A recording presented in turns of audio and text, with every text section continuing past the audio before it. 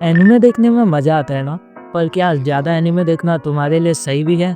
अपनी स्टडी को छोड़ के एनिमे देखना, लेट नाइट तक एनिमे देखना और अपने दोस्तों के सामने डिंगे मारना, आज इसे छोड़ दो वरना फ्यूचर में पछताओगे। आज के समय में एनिमे का इतना ज्यादा क्रेज है कि बंदे रात रात भर एनिमे देखते हैं, घंटों घंटों तक एनिमे देखते हैं, बट ये उनके फ्यूचर को पूरी तरीके से डिस्ट्रॉय कर रहा है। जो एनिमे बनाता है, जो एनिमे के डेवलपर्स है, उनकी नेटवर्क सुनोगे तो तुम्हारी होश उड़ जाएंगे। पोकेमोन को जानते ही होगे, पोकेमोन तो मैंने भी देखा है।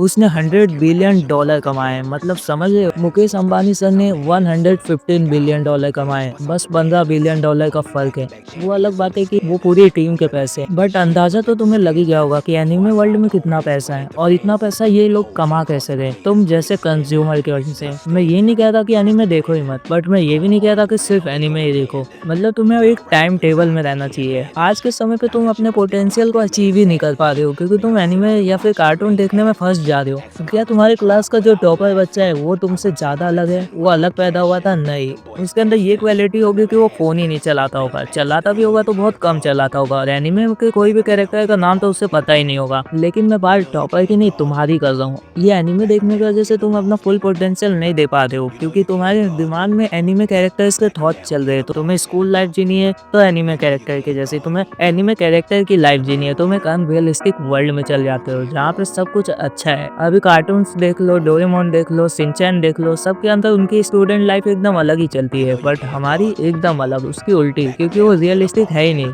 क्योंकि वो अनरियलिस्टिक है, वो इमेजिनरी है और तुम रियल वर्ल्ड में जी रहे हो, इसलिए तुम उनके जैसे कभी बन ही नहीं सकते। तो ऐसा सोचना छोड़ दो और एनिमे वर्ल्ड से बाहर आओ। तुम अपने उम्र से ज्यादा कंटेंट देख लेते हो। वो लोग गर्लफ्रेंड बना लेते हैं, ये कर लेते हैं, वो कर लेते हैं, वो सब तुम्हें करना है। तुम सोचते हो कि मैं क्यों नहीं ऐसा करता, तुम रात रात भर एनिमे के बारे में ही सोचते रह जाते हो, अपने आप को मेन कैरेक्टर इमेजिन करने लगते हो। बट क्या रियल लाइफ में तुम मेन कैरेक्टर हो? एक बार खुद से पूछो। और क्या तुम आज से खुद को बदलना चाहते हो? पूछो खुद से। अगर हाँ तो अपना एक टाइम टेबल बनाओ। Time table is more important. अगर मुझे कोई 5-6 साल पहले ऐसी सलाह दे रहा होता और मुझे समझा दिया होता कि टाइम टेबल कितना इंपॉर्टेंट है, तो आज मेरी जिंदगी कुछ और ही होती। बट वो अलग बात है कि मुझे किसी ने नहीं समझाया, बट तुम्हें तो मौका मिल रहा है समझने का, तो समझ जाओ। टाइम टेबल बनाओ अपना, एनिमे देखने का, मोबाइल चलाने का अलग टाइम और पढ़ने का अलग टाइम। अपने लिए 3 से 4 घंटे का पढ़ने का टाइम तो बनाओ। मैं ये नहीं कहता कि एक साथ इतना पढ़ो, बट टुकड़ों में तो पढ़ सकते हो, सुबह, दोपहर, शाम। मुझे नहीं पता कि तुम्हारा स्कूल ट्यूशन का टाइम कितना है, कॉलेज वॉलेज तुम जहाँ भी जाते होगे वो तुम ही जानते हो, तो तुम्हें ही अपना टाइम टेबल बनाना होगा। वो तो मैं बना के नहीं दे सकता, लेकिन मैं बता सकता हूँ कि टाइम टेबल बनाना तो पड़ेगा।